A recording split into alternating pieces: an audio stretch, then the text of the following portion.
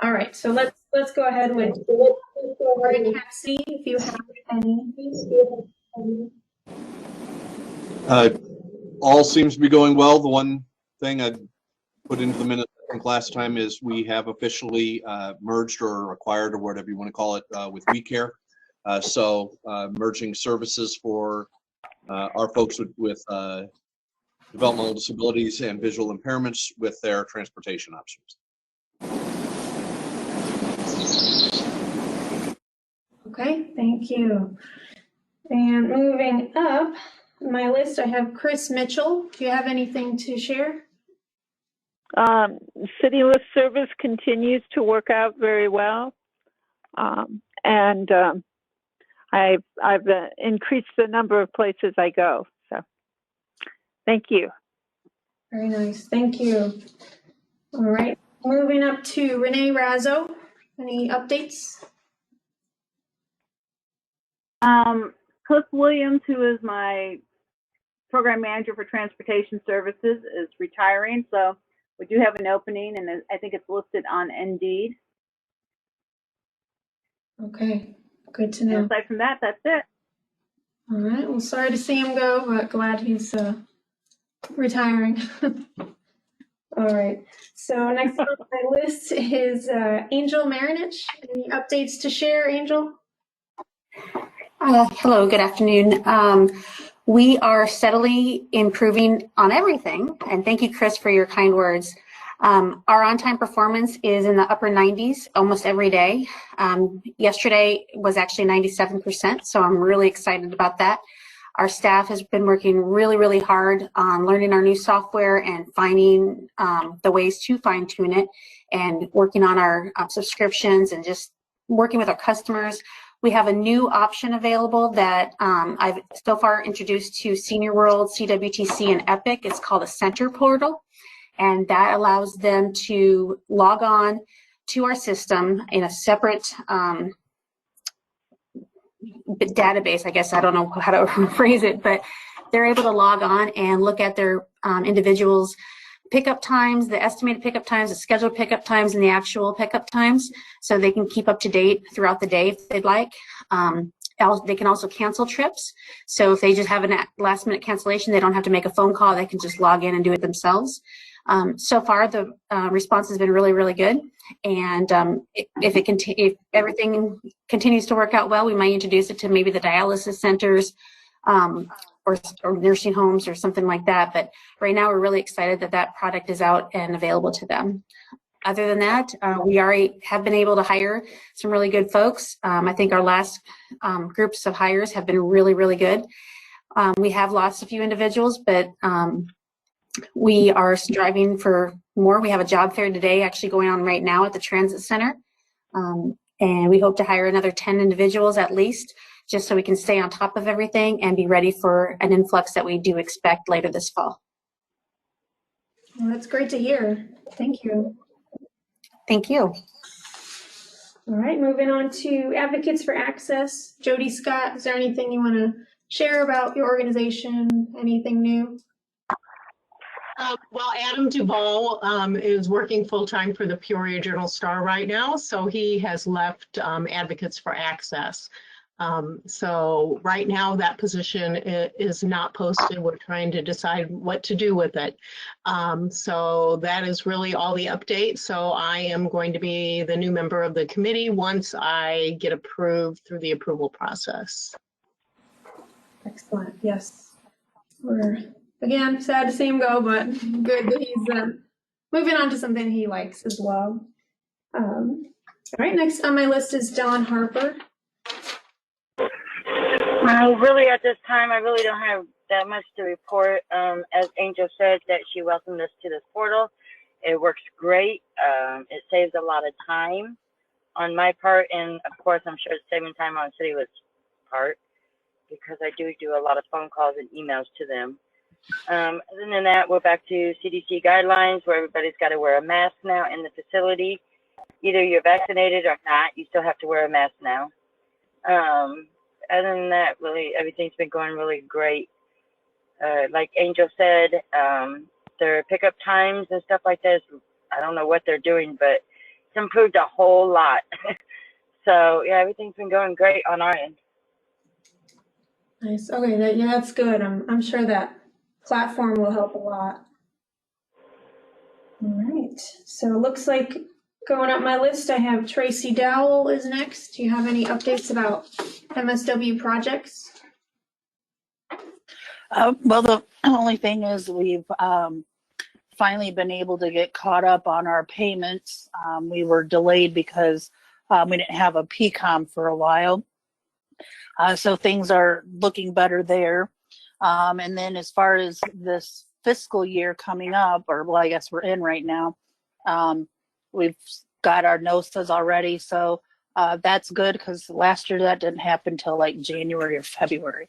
So things are much better than last year. Well, that's really good to hear. Yes, thank you. Okay, moving on to Mary Patton. Have any updates with AARP?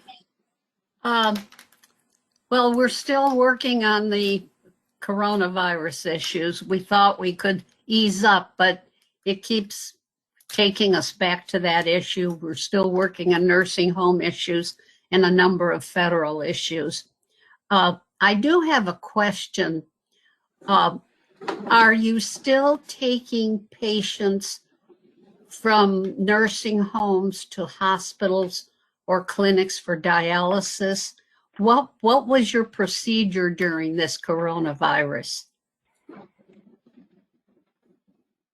Mary, so during this pandemic, we have been going by CityLink's guidelines, which is if a location, a facility such as a nursing home or an assisted living facility has had or does have open cases as per the Illinois Department of Public Health website, then we will not transport there. As of yesterday, there's nobody in Peoria or Tazewell County on that list. So we, as of right now, we are transporting anywhere that people want to go. But if they show up on that list, it's usually for about 28 to 30 days, and we cannot transport at during that time. Okay, thank you. You're welcome. Go ahead, I'll let you. Snyder Village, we have been transporting even if we had positive cases. They have had to make arrangements for us, but they have been having us do it. Well, what were the people doing to get the dialysis? My understanding is that they have to have that fairly on a regular schedule. So what was available to them? From what we were told, Mary, a lot of the facilities have their own vehicles. Not a lot of vehicles, not a lot of availability, but they were transporting themselves. Oh, okay. Okay, thank you. Anything more? No, that was Okay. Yeah, today we don't have any representatives from the dialysis facility. Sometimes they attend, so we'll have to check in with them at another time. Okay. All right, well, thanks for that. I see David Luders. Are you still on here? Do you have anything to share about transportation in your area? I just met with Tracy this morning. It seems like everything's going well. If she's, I think she's in the meeting. She can elaborate if needed, but I don't really have any other updates. Got it. Thank you. Okay, we'll move to Hannah Fuchs. Anything to share with the group? I've just been working with Tracy with everything, so she's been a lot of help. Excellent. All right, Tracy, you're doing a lot of heavy lifting, I see. All right, so I've got two more on my list. So Audra Miles. We do have our fiscal 22 contract pending the board approval of the resolutions, and I would agree with Tracy that it's gone much smoother this year. We didn't get our contracts till January or December for last year either, so that's an improvement. All right. Okay, lastly, I have Shelley Entrikin.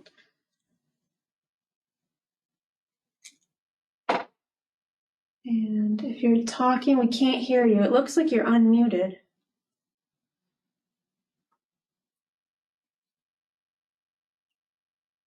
You can always send something by chat, or we can circle back with you later. I think it's a mic issue on your end. Okay. All right, we will leave it at that. So those are our committee members, but we do have others present. Let's just go to Audrey. I know you just shared some information. Is there anything else you want to add? We're still having trouble with our new bus that we got in January. There's no rhyme or reason, but all of a sudden the lift will not work at all. One person has been out to, well, it actually happened to him, and then he looked at it and said, I don't know what's happening. So I do have a scheduled appointment tomorrow, because sometimes it's a real pain, you know, to have to be flipping the switches, and that's what we've been doing, hitting the switches and then doing the brake, the emergency brake several times, and then all of a sudden it'll just start working. So hopefully he'll find something tomorrow that will fix that, because it is really frustrating that somebody's sitting there when it's pouring down rain or something. Has anyone had any issues like this that? All the time. Did you check to make sure that your manually is completely locked? Because sometimes that nut will get loose and then it won't let your lift work. It could be something that simple. It's since it's been brand new, it's been doing this. Yeah, it does. Mine was like that too. The first day I brought it back, they didn't tighten that nut. You know that nut right there by the lift where you put the stick in it to either manually pump it up and down. Okay. If that's not tight, if that's not tight, it won't allow your lift to work. So it could be something really simple before you spend money. Well, this is under warranty still, so the warranty people are the ones. Oh, okay. But I will check that tomorrow, when I get back. I hope it's a simple fix. So I hope easy. That'd be really nice. Yeah. Thanks, Dawn. We also would need to have at least one more driver. We're needing that, like I have 2 drivers that are gonna be taken off a month at the same time, pretty much. But they're both part-time and they're both retired, so that's the kind of people we have driving, but wonderful drivers, they just need to have a little time off. Right. Okay, I saw that Pamela and Usher Miller has joined us. We're just going through the different updates. Do you have any updates that you like to share?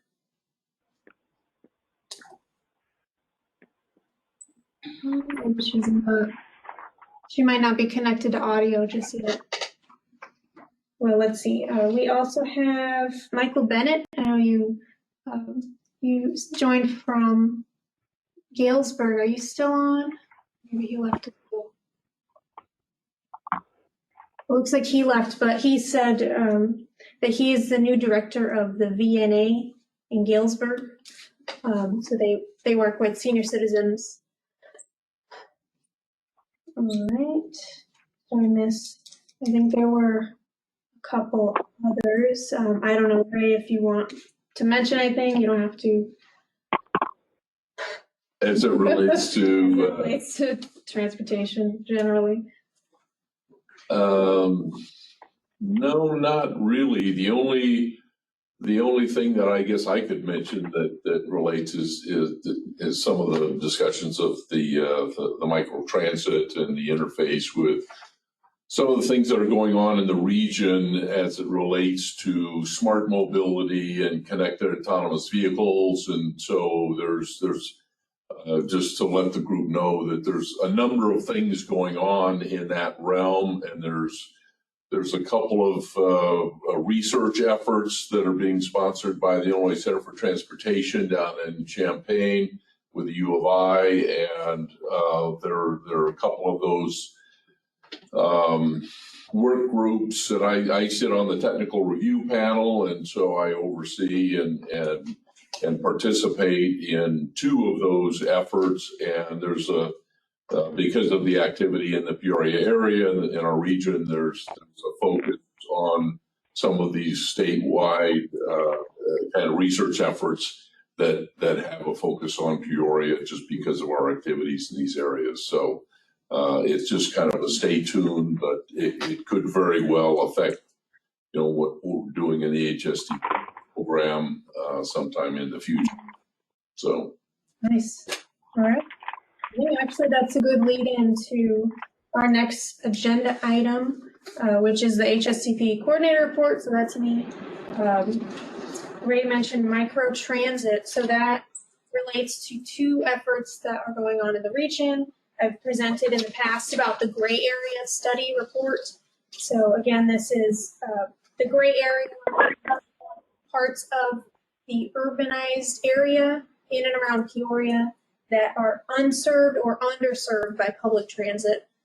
So we partnered with Lockmuller Group, our consultants, and they helped us create a document with recommendations as to how to close those gaps. We just finished our comment period for the draft in late July, and the recommendations from the report were, the key one was microtransit. So what that is if you think of Uber and Lyft, if you've ever used those, you use your smartphone and you request a ride in that way, and you get a ride very shortly after, and it can take you wherever you need to go, basically door to door. So one potential recommendation would be a microtransit option for these regions, whether or not that involves partnering with a private company like Uber or a taxi, or just fully having that from a public transit provider. That's still undecided, but that's was the identified key option to hopefully close these gaps. And this study focused on the urbanized area in and around Peoria, but it can also relate to other regions if needed. And to that point, Rima, we did make a direct connection between that team that was doing that study, Cathal, VIA, and with some of the people that are involved in kind of the autonomous mobility and autonomous mobility realm on a statewide basis. So that was a good connection to have those guys talk, because up to that point, they were not aware of what was going on in that area. So they really appreciated the ability to connect. So. Okay, yeah, and what Ray is referring to is actually a separate study that the Greater Peoria Mass Transit District conducted specifically about microtransit. So there are actually 2 studies, but they directly relate. And that one is still going on. They don't have a draft yet, but it's just recommending and looking at different specific logistics of doing that program. All right, I think, I will mention, so this was in the news, and locally, so in Peoria, it was in the news on WCBU, which is our National Public Radio local channel. So that is getting more broad attention, which is great. And actually, I'm going to end it there for my coordination report, just simply because there's a lot of other issues that I want to cover tonight. So does anyone have any questions there or comments?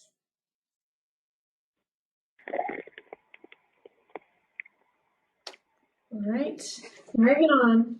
So we will move to number 6, and this is the summary of Tri-County stakeholder informational interviews.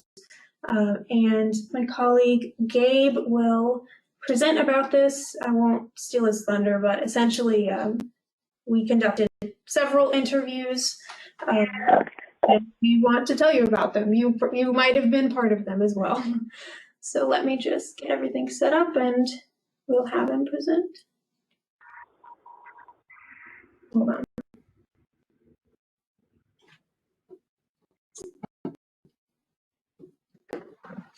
Okay. You're too modest, Gabe. Your name should be up there. All right, let's just move seats for now. Was that, so in addition to you, did you participate in those two as well, Rima? Yes. Yep. Okay, we'll so go through. basically you and Gabe were the, okay. There we go. Go ahead.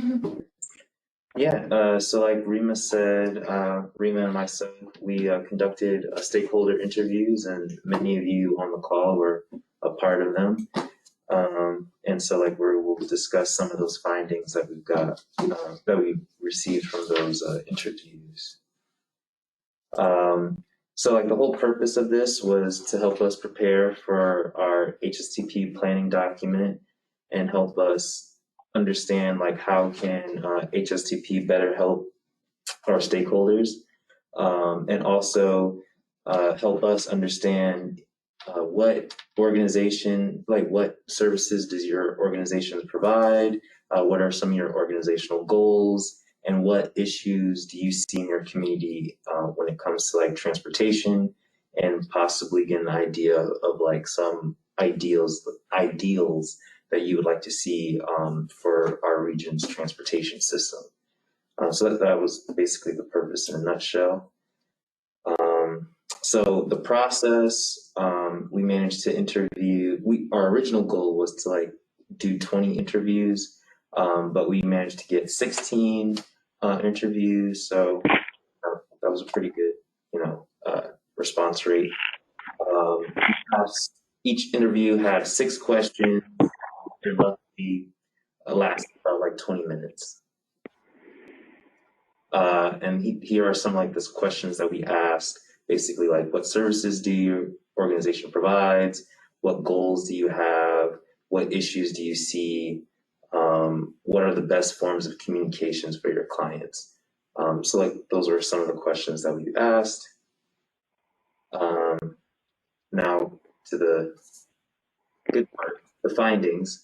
As it came to like the transportation needs, the transportation providers mainly said that they need more drivers, they needed more vehicles, and they needed more accessible vehicles for people with mobility issues. As for the organizations that like interacted with the transportation providers, their needs were a little bit different. They would like to see an expansion of services, more transportation options, more accessible transportation for those with mobility issues, and overall just a more connected regional transportation system. And then what our stakeholders asked of us for HSTP was basically to continue to be a facilitator of connections, also to continue to be a resource for information, continue to let people know about like grant opportunities, because some of these grant opportunities funded people getting more vehicles. And then lastly, just continue to be a space for collaboration. So those were like the main points. And I think that was it. Yeah. Great. Does anyone have any questions? I know I was part of many of the interviews and they were kind of nice just to sit down and talk with everyone. Any comments or questions here?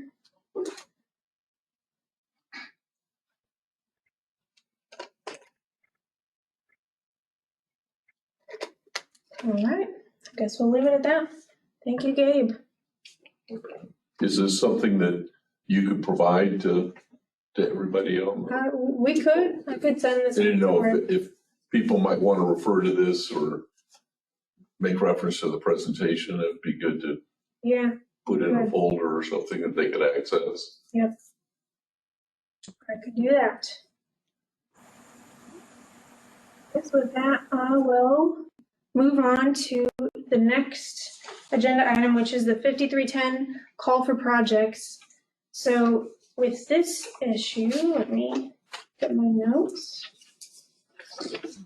All right, so I have been basically preparing for this 5310 call for projects. What that refers to, for those who don't know, is 5310 is a funding structure for increasing mobility, enhancements for people with disabilities and seniors, and some urbanized areas, including Peoria, receive direct apportionments, is what they call them, from the Federal Transit Administration.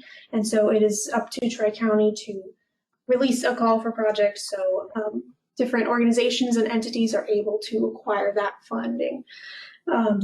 So I had been preparing to do that very soon, although on Friday I was made aware that we actually have 2 more pots of funding, and these are 2 COVID relief funds, and you might have heard of them. One of them was released earlier this year officially, and another one was released pretty recently. So these are ARP, the American Rescue Plan, and CRISA, so that's Coronavirus Response and Relief Supplemental Appropriations Act. And so with these, they also fall under the umbrella of 5310. Again, both refer to only the urbanized areas. So apologize for the rural individuals here. These particular funds do not apply to rural areas, but these can be used for operations and capital projects. And I am hoping to integrate these in a call for projects. We will either have one call for projects that includes these, or just to make sure we tick off the boxes, we might have multiple. I hope to just make them as simple as possible because I'd like to just get the funding out to organizations who need it. But that will take just a little bit more time on our end, but just look forward to them coming up soon. So I wanted to present about those. There's a whole lot more. There's like tens of pages of information, maybe more online. But does anyone have initial comments or questions about this? Will you be sending information out to us, Rima, or is it something we have to look online for? I will send the information out. Yep. Okay. Directly from me. And I hope, honestly, within the next couple weeks would be ideal. I'm trying to get them out as soon as possible, but I will keep everyone posted. All right.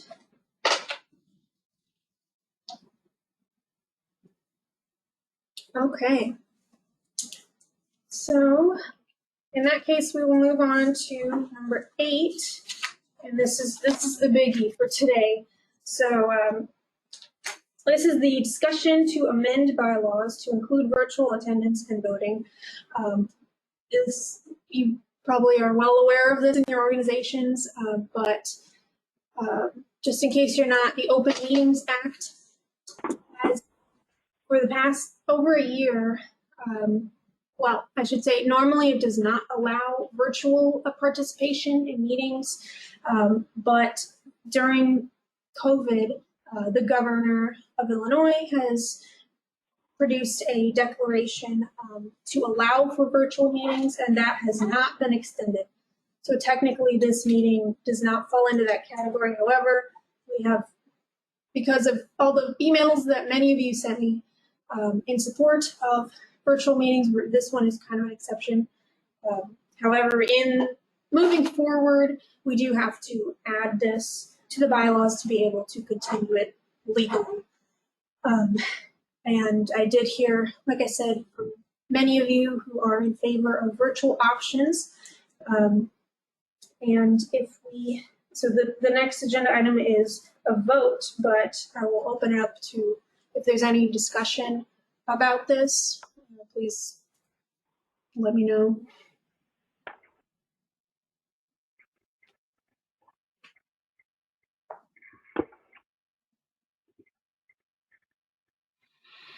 All right, and it is pretty straightforward. So this will allow for virtual options with in-person options as well. We just are adding that.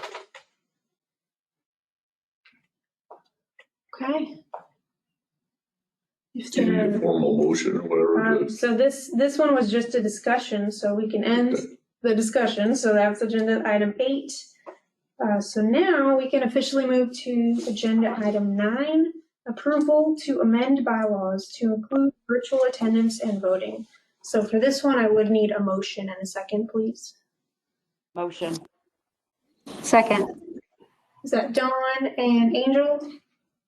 Yes.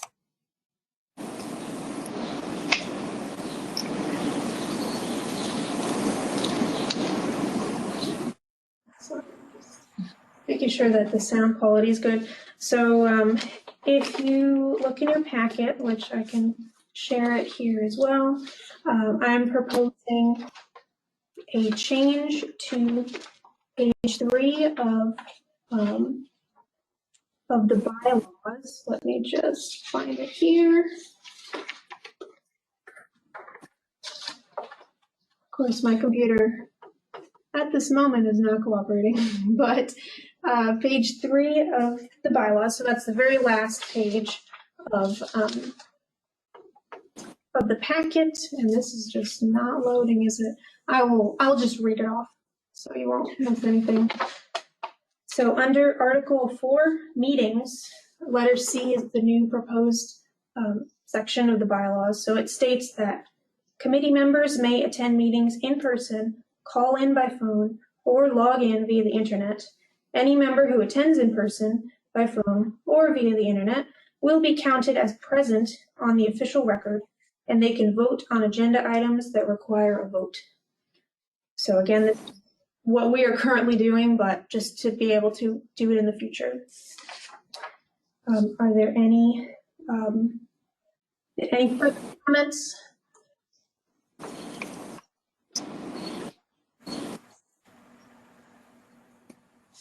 All right, going once. I do. Okay, all right, well, let's then officially vote. Then for this one, I will go down the list just to have a record of everyone. So all in favor, say aye or nay. I will go down individually. Aye. Aye. I'm gonna individually by person for this one. So, hold on. Sorry. I'm gonna call everyone's name for this vote. So Shelley Entrikin.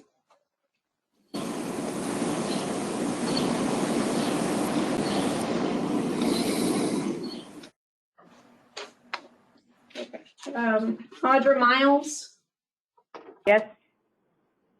Okay. Pamela Usher. I think she has left. Hannah Fuchs. Aye. Thank you. David Luders. Aye. Thank you. Mary Patton. Aye. Excellent. Tracy Dowell. Aye. All right. Dawn Harper. Aye. Jody Scott. Aye. Angel Marinich. Aye. Renee Razzo. Aye. Chris Mitchell. Aye. And Greg Cassidy. Aye. Great. Thank you, everyone, for your patience. I know it's a little bit clunky, but I recognize that it's definitely a lot easier to join virtually for many of you. Okay, so that motion has passed. Great. So now moving forward, we will be able to continue virtual options. All right, now coming to number 10, other. Does anyone have anything else to add?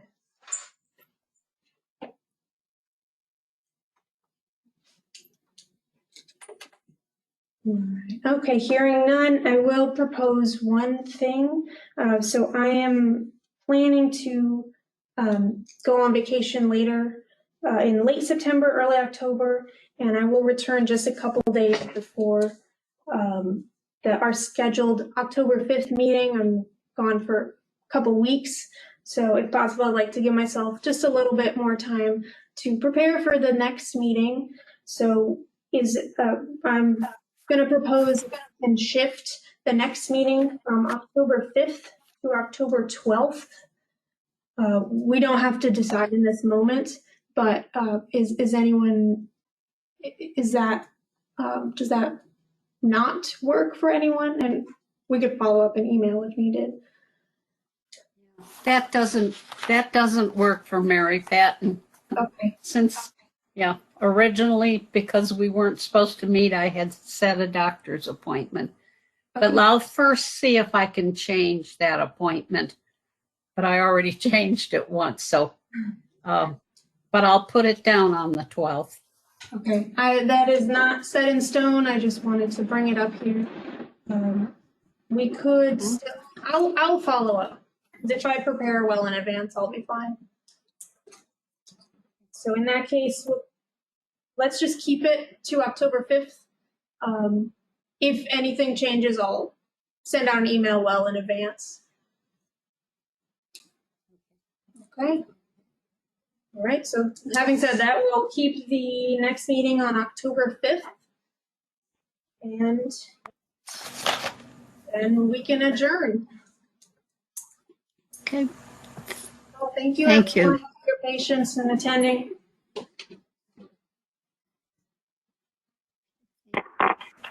Thank you. Thank you. Thank you. Thanks. There you have it.